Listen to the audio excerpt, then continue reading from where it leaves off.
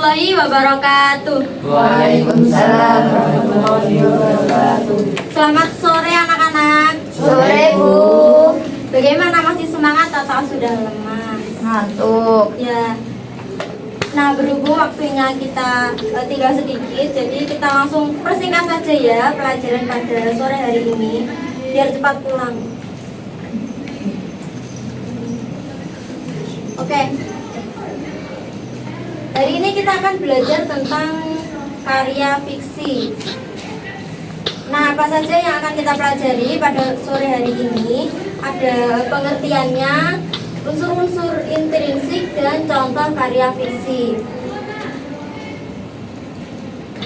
Nah, langsung saja masuk ke pengertiannya. Karya fiksi merupakan suatu karya yang menceritakan sesuatu yang bersifat rekaan, khayalan, dan sesuatu yang tidak benar-benar terjadi di dunia nyata. Meskipun karya fiksi adalah cerita rekaan yang bersumber dari imajinasi penulis, ada pelajaran penting di dalamnya tentang cara menghadapi masalah dalam kehidupan nyata. Selain pelajaran, karya fiksi juga mempunyai tujuan untuk memberikan hiburan dan kesenangan kepada pembaca melalui ceritanya. Contohnya karya fiksi itu ada cerpen, dongeng, novel, drama, dan lain sebagainya. Sekarang lanjut ke unsur-unsurnya. Apa itu unsur intrinsik? Unsur intrinsik adalah unsur-unsur yang membangun karya fiksi. Nah, tanpa unsur intrinsik itu ya, karya fiksi itu nggak bakal lengkap. Semisal kita mau membuat cerita tentang si kancil. Nah, kalau nggak ada tokohnya kan ya, apa yang bakal kita tampilkan di cerita fiksi itu? Nah, unsur-unsurnya ada 5. Yang pertama tema, tokoh, latar, alur, kemudian amanat. Oke, tema unsur intrinsik yang pertama ada tema. Tema itu gagasan atau ide yang menjadi dasar atau landasan suatu cerita. Tema merupakan pokok pembicaraan atau permasalahan dalam suatu cerita. Nah, tema itu bermacam-macam ya, bisa bertemakan tentang sahabat, tentang guru, atau tentang kesombongan, kebaikan, dan lain sebagainya. Yang kedua ada tokoh. Tokoh itu merupakan tokoh-tokoh atau pemain yang ada di dalam sebuah cerita. Nah, tokoh dalam cerita fiksi itu dibedakan menjadi 2. Yang pertama ada tokoh utama dan tokoh pendukung. Apa sih Bu tokoh utama itu dan tokoh pendukung? Tokoh utama adalah tokoh yang paling banyak muncul di sepanjang cerita.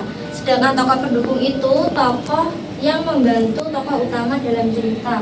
Tapi perannya tidak sepenting tokoh utama. Biasanya tokoh pendukung itu cuma kayak kalau aku tokoh utamanya, nanti tokoh pendukungku sahabatku gitu. Nah, selanjutnya ada latar cerita. Mas Arga tolong dibaca.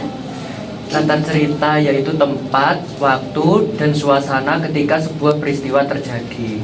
Ya, betul. Terima kasih Mas Arga. Terus selanjutnya yang keempat ada alur atau jalan cerita. Alur itu rangkaian peristiwa yang membentuk sebuah cerita dan menggerakkan cerita melalui kerumitan ke arah klimaks dan penyelesaiannya. Nah, alur itu ada 3 macam ya anak-anak. Yang pertama ada alur maju, yang kedua alur mundur, yang ketiga alur campuran atau maju mundur. Alur maju itu alur yang diawali cerita kejadian masa kini dan diakhiri klimaks serta penyelesaiannya pada akhir cerita. Sedangkan alur mundur, alur yang diawali dengan penceritaan masa lampau dan diselesaikan dengan konflik masa kini. Sedangkan alur campuran itu alur yang mencampurkan kisah kejadian masa kini dan masa lalu secara bergantian. Selanjutnya yang terakhir ada amanat. Silakan Mbak Laila dibaca. Yang kelima, amanat yaitu pesan yang disampaikan pengarang atau penulis kepada pembaca melalui karangannya. Sebuah karya fiksi pasti memiliki unsur amanat atau pesan moral yang ingin disampaikan pengarang kepadanya pembacanya. Ya, terima kasih Mbak Laila.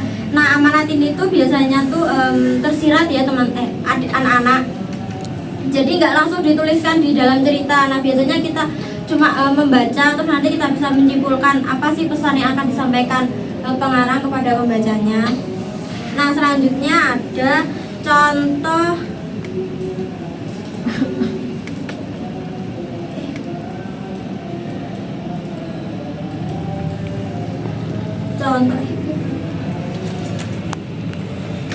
contoh karya fiksi. Nah ini yang pertama, dari gambar ini menceritakan tentang apa sih? Buaya dan jin. Ya, itu ceritanya itu Kancil menjadikan apa Mbak Aci? Tumpuan saat Kancil mau menyeberang ke pinggir sungai. Ya, buayanya itu disuruh baris berbaris ya teman-teman, terus kancilnya itu berjalan di atas buaya. Contoh yang selanjutnya, nah ini Ibu tampilkan video. Bentar ya.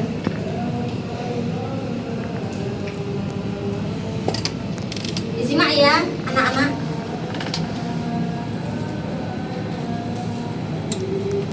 Kura-kura sombong.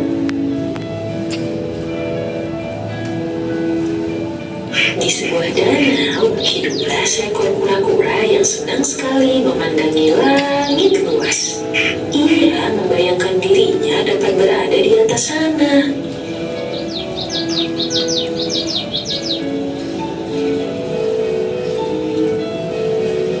Alangkah indahnya langit itu. Aku di atas sana. Tinggal di dalam tempurung yang berat ini hanya memperlambat jalanku. Aku tidak suka. Tak lama kemudian, ia melihat sepasang burung merpati di pinggiran danau dan terlintas ide untuk meminta bantuan mereka. Hei burung merpati, bisakah kau membantuku untuk terbang? Aku ingin sekali melihat pemandangan dari atas sana. Baiklah, kami akan membantumu mewujudkan impianmu. Kami akan mencari batang kayu dan kau hanya perlu menggigitnya. Tetapi perlu diingat bahwa jangan sekalipun kau membuka mulutmu, karena itu akan membuatmu terjatuh. Tenang saja, aku akan menggigitnya sekuat tenaga.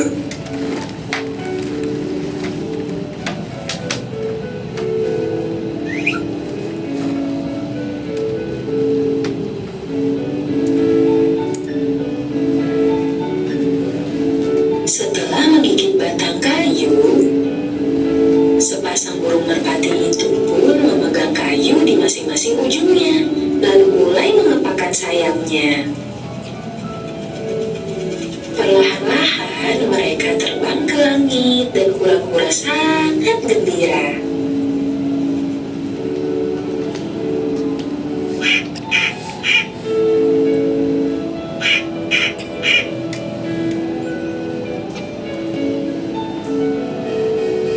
Kura-kura lain yang melihatnya dari bawah berdecak kagum dan berteriak kepadanya.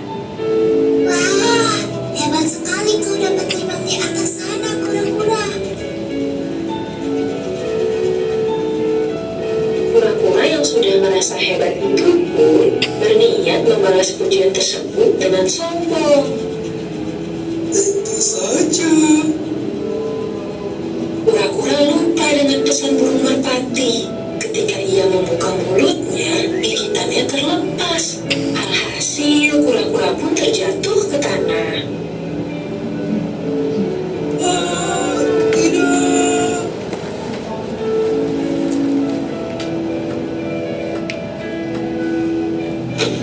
Untungnya, kura-kura memiliki tempurung keras yang melindunginya. Ia menyesal karena telah menyepelekan apa yang sudah ia miliki dan tidak mengikuti pesan dari sepasang burung merpati tersebut karena kesombongannya.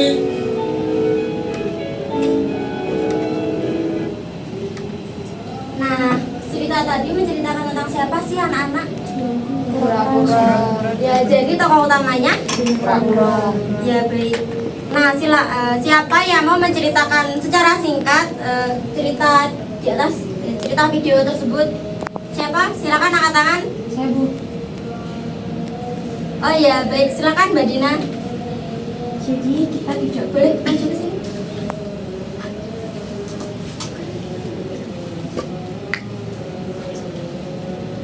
Oke, siapa yang mau maju menceritakan kembali secara singkat cerita dari video tersebut?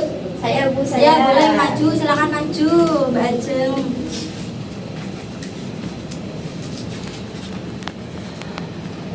Oke, perkenalan dulu. Sudah kenal belum? Halo teman-teman. Oke, silakan perkenalan Mbak Ajeng. Oke, namaku Ajeng. Kalian sudah kenal saya kan? Sudah. Halo Mbak Ajeng. Halo Ibu. Ya, silakan diceritakan kembali. Oke, teman-teman, Ajeng di sini akan bercerita kura-kura yang sombong. Jadi itu tadi mengisahkan kura-kura yang mempunyai mimpi ingin terbang tinggi seperti burung-burung.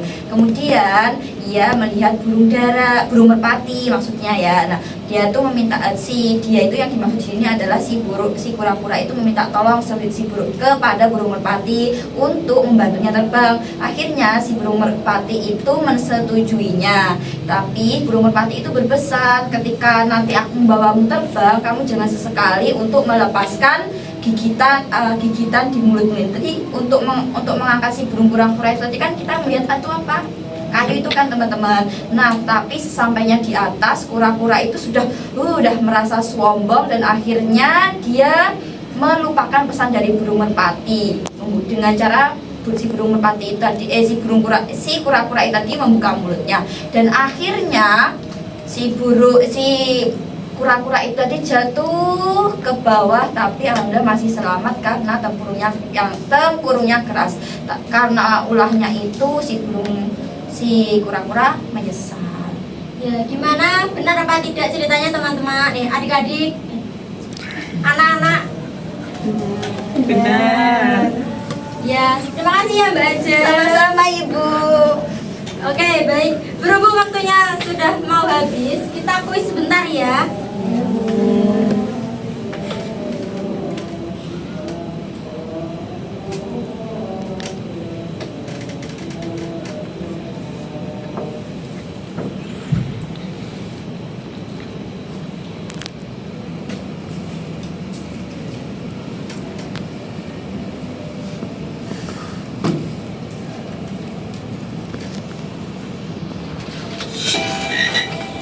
Nah, soal pertama, tokoh dalam cerita dibedakan menjadi 3. Tokoh utama dan tokoh tambahan. apa, Mas Andi? Tokoh utama dan tokoh tambahan. Oh iya, betul Lompat. nggak ya? Lompat. Nyong. Ya, salah. Duh. Oke, soal yang kedua, karya fiksi adalah cerita yang bersifat Imajinasi. ya. Oke, lanjut soal yang ketiga, karya fiksi. Ini sudah ya, lanjut saja. Oke, siapakah tokoh utama dalam cerita kura-kura sombong tadi? Kura-kura. Oke.